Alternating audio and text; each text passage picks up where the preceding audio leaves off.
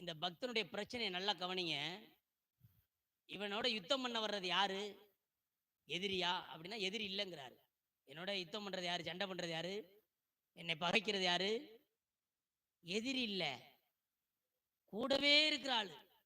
உட்கார்ந்து எல்லா திட்டமெல்லாம் ஒண்ணா கூட திட்டம் போட்டோம், ஆலோசனை பண்ணோம். அவன் கை கோத்துக்கிட்டு ஆலயத்துக்குள்ள எல்லாம் வந்தோம். அப்படி இருந்தாலும் அவன் இப்ப என்னவா இருக்கிறான்? சொல்லுங்க, என்னவா இருக்கிறான்? வகையாளியா மாறிட்டான். அல்லேலூயா. என்ன பண்றது? கூட இருந்தாலே பகையாளியா மாறிடுச்சு. நம்ம என்ன செய்ய முடியும்? ஒண்ணுமே செய்ய முடியாது. அப்போ நம்ம செய்ய வேண்டிய வேலை கர்த்தரை துதிக்கிறது தான்.